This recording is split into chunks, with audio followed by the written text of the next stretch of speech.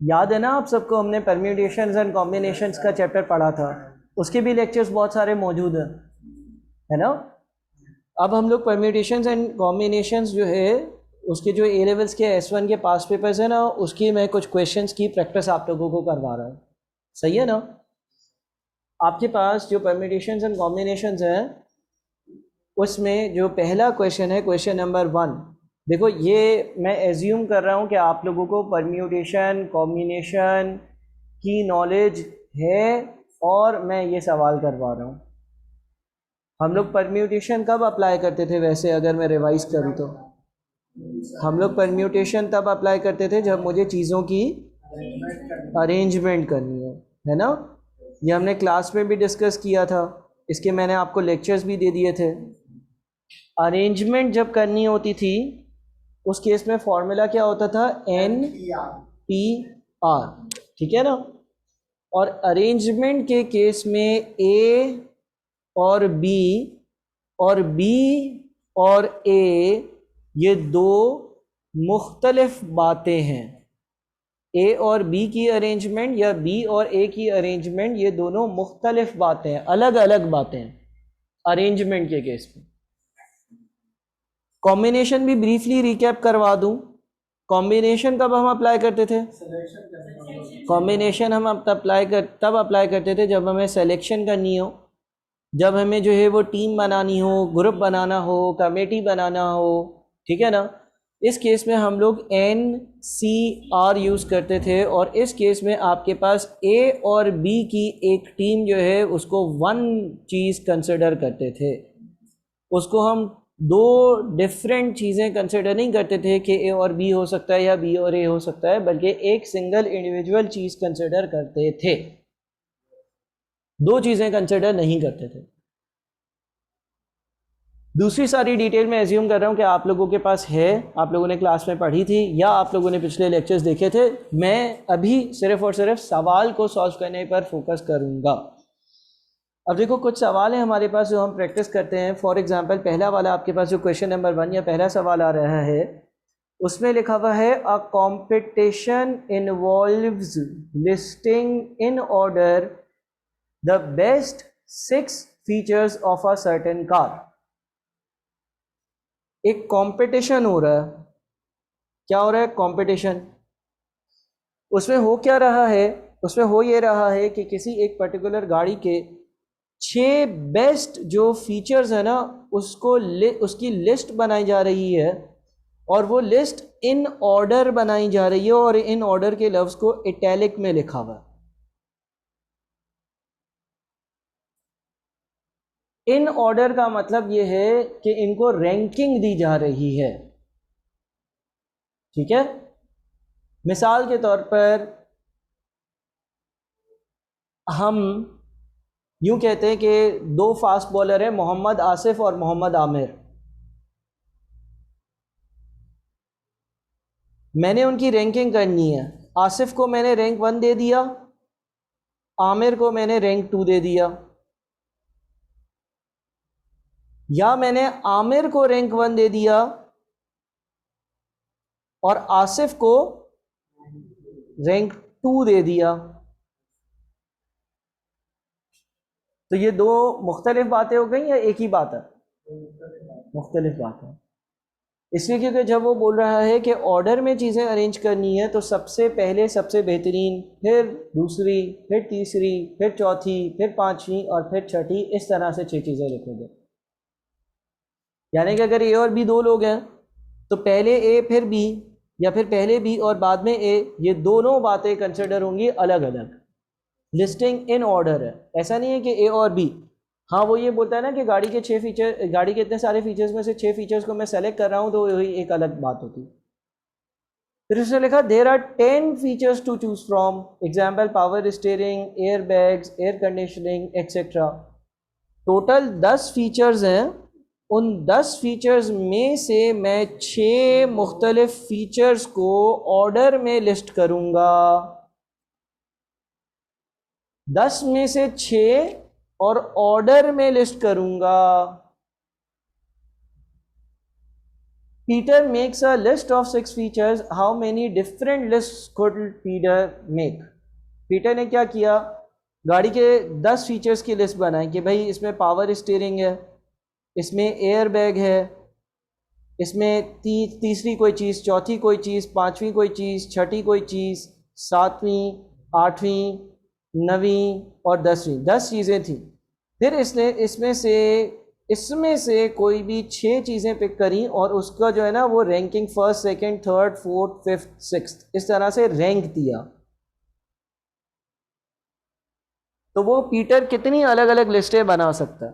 पहले मुझे बताओ, कॉम्बिनेशन अप्लाई होगा या परम्यूटेशन अप्लाई होगा?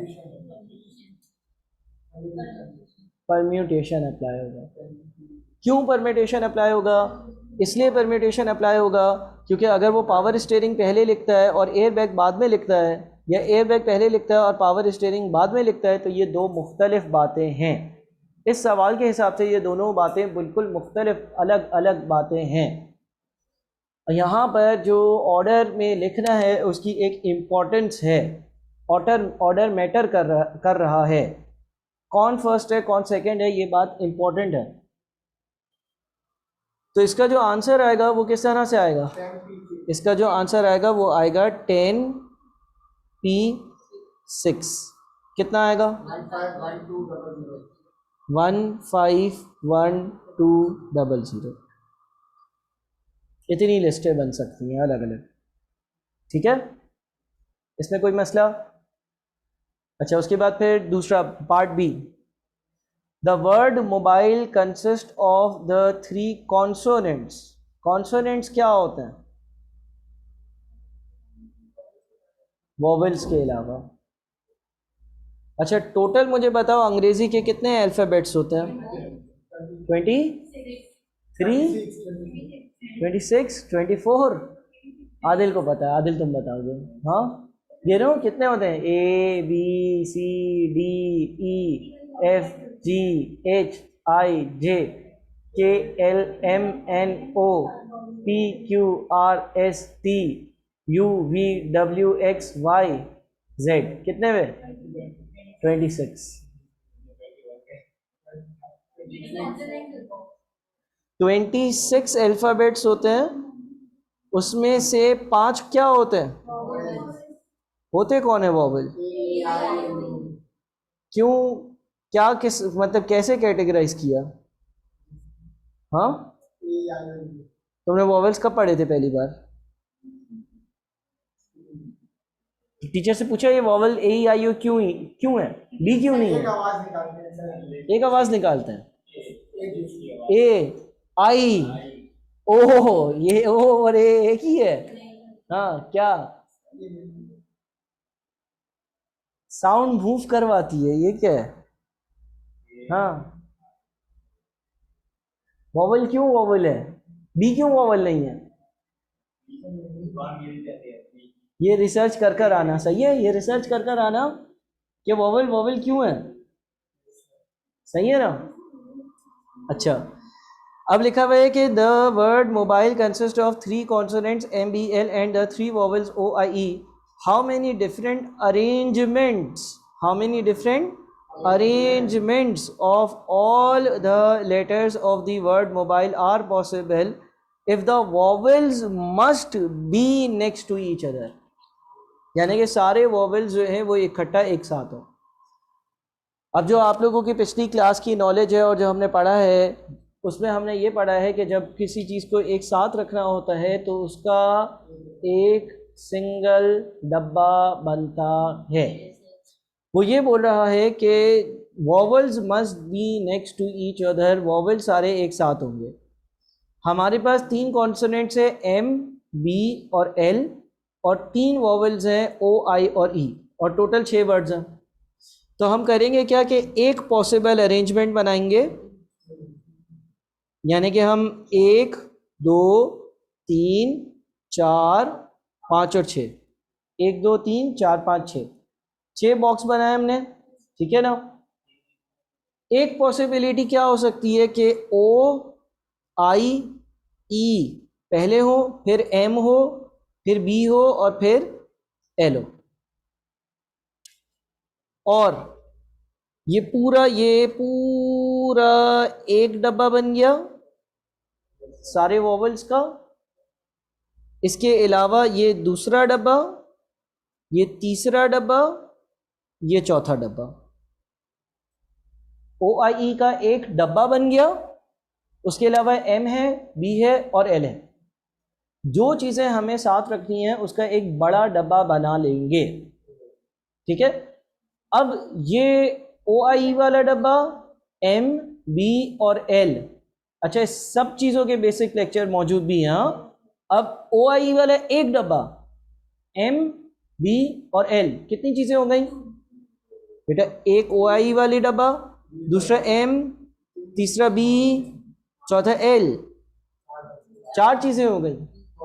ये चार चीज़ें अपने आप को 4 फैक्टोरियल तरीकों में अरेंज करेंगी और फिर हमारे पास जो बड़ा डब्बा है उसके अंदर जो 3 वॉवल्स हैं वो अपने आप को 3 चीज़ें हैं तो 3 फैक्टोरियल यानी कि ओ आई ई आगे पीछे 3 तरह से अरेंज करेंगे। तो आंसर आ रहा है 144, 144। ठीक है। इसके बाद क्वेश्चन नंबर 2 पर आते हैं। हाँ, पिक्चर ले लेना, पिक्चर ले लो, अभी ले लो, क्वेश्चन 1 की पिक्चर ले लो, फिर क्वेश्चन 2 की पिक्चर ले लेना, फिर घर पे लिखते रहना ना।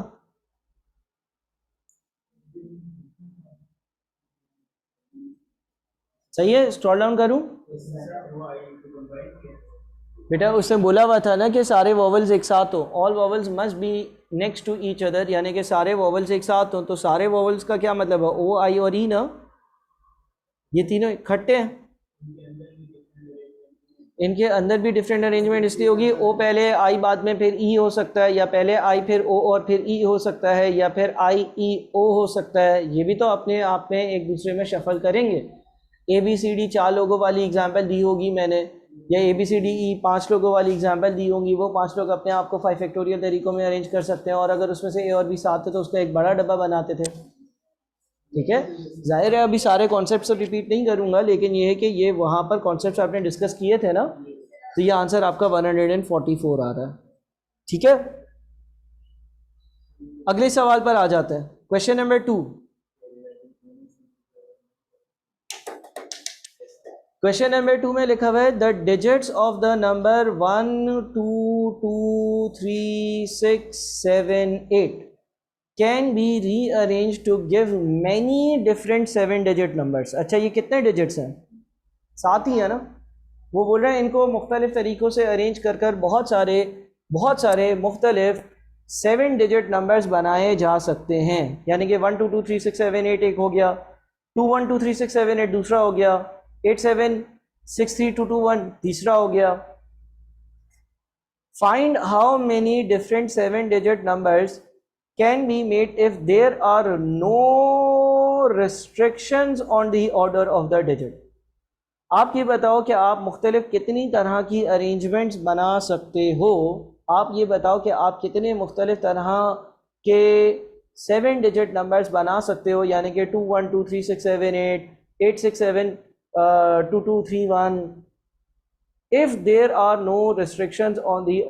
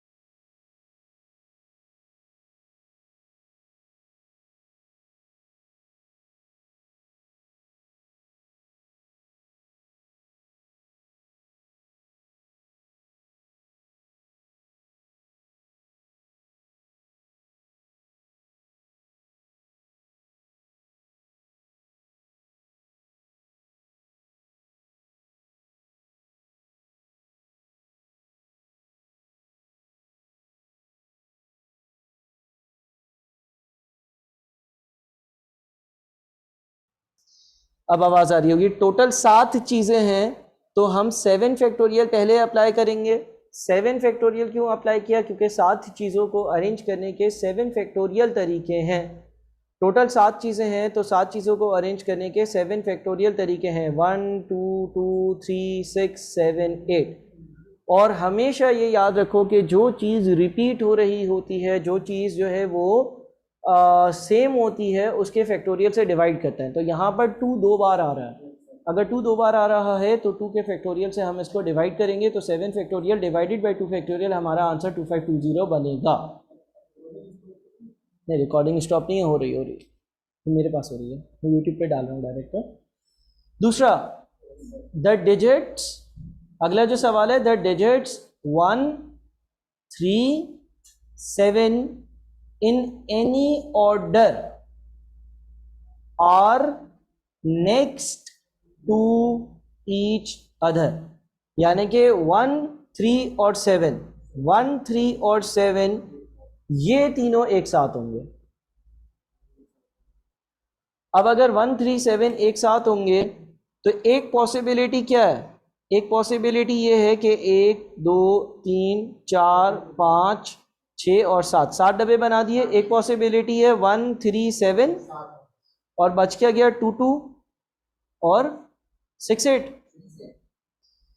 जिनको साथ रखना है उनका एक बड़ा डब्बा,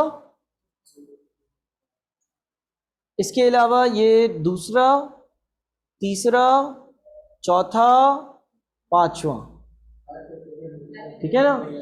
तो आपके पास 5 चीज़ें हो गई, 5 चीज़ें हो गई, यानी कि आपका ये बन गया 5 फैक्टोरियल। और जो बड़ा वाला डब्बा है उसके अंदर 1 3 7 जो है वो अपने आप को अरेंज कर सकते हैं कितने तरीकों से? 3 फैक्टोरियल, ठीक है। और जो चीज़ रिपीट हो रही है उसके फैक्टोरियल से डिवाइड करेंगे, यानी कि डिवाइडेड बाय 2 फैक्टोरियल। कितना आएगा? 360, 360, ठीक है।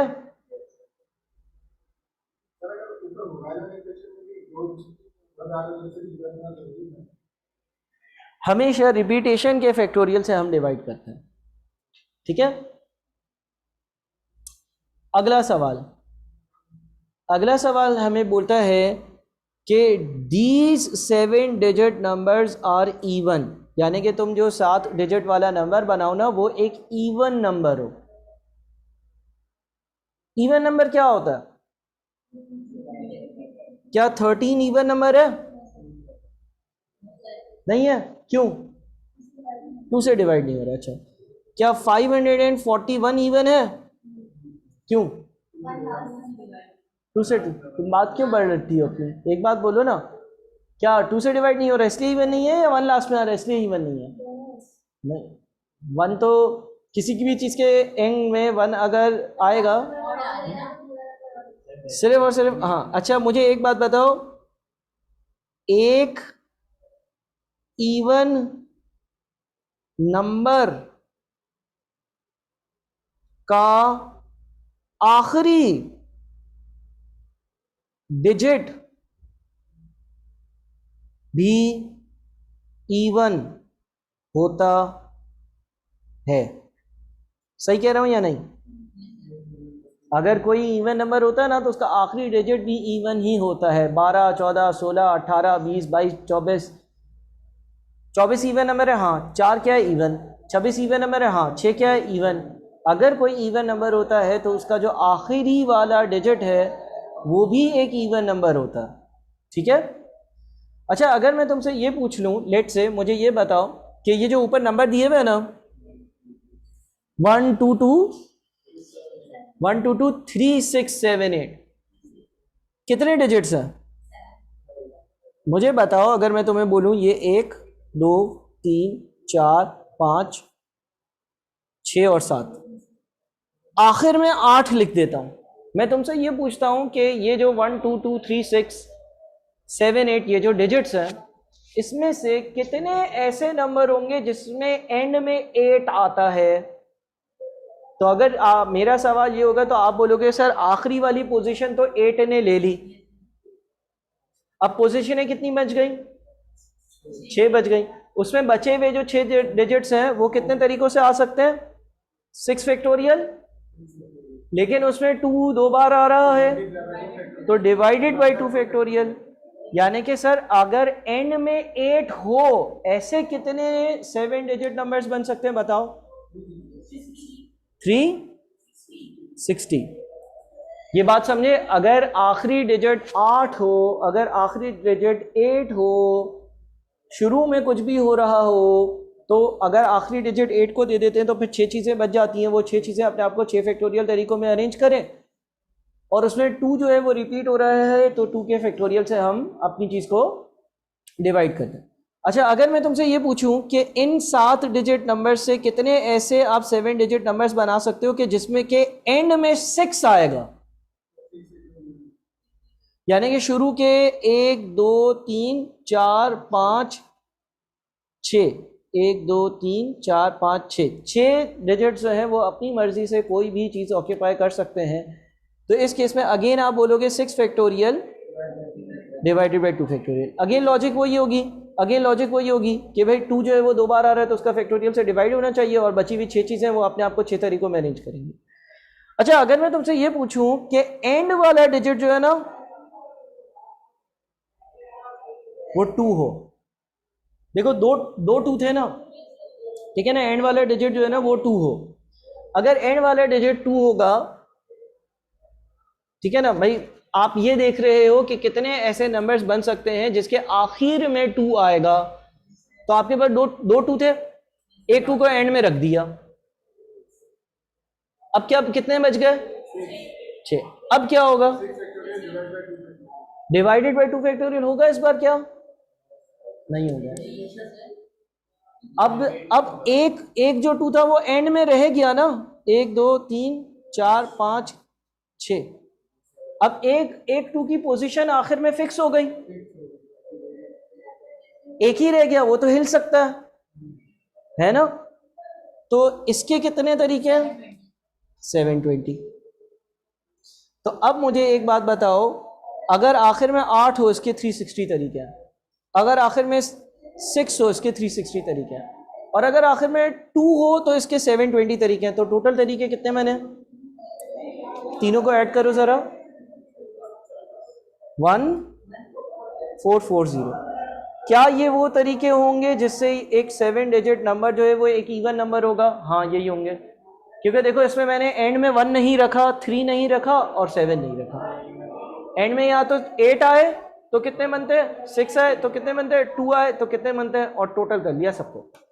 तो उसने जो हमसे ये पूछा था ना कि 7 डिजिट नंबर हो जो एक इवन नंबर हो, इवन नंबर की ये निशानी होती है कि आखिरी नंबर भी इवन होता है, तो वो आपके 1440 अलग अलग बन सकते हैं।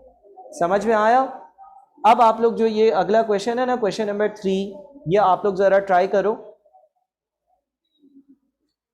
आपके अच्छा, पिक्चर लेनी है, पिक्चर ले लो, पहले इसकी पिक्चर ले लो, फिर मैं स्क्रॉल डाउन करता हूँ।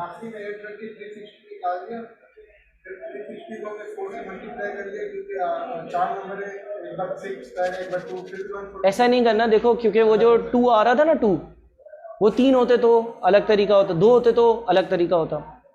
रिपीटेशन के फैक्टोरियल से डिवाइड करना, हर चीज़ को अलग रख लो, ज़्यादा बेहतर नहीं। इसकी भी पिक्चर ले लो, लेनी है तो, क्योंकि मैं फिर वापस से इस मीटिंग को जो है वो अपलोड कर रहा हूँ। अभी जो लाइव क्लास हुई है वो मैंने अपने डाल दी, हाँ, यूट्यूब पे। सही है, अब इसको सॉल्व करो, 3 को सॉल्व करो, इतनी देर में मैं इसकी अपलोडिंग कर लूँ, ठीक है।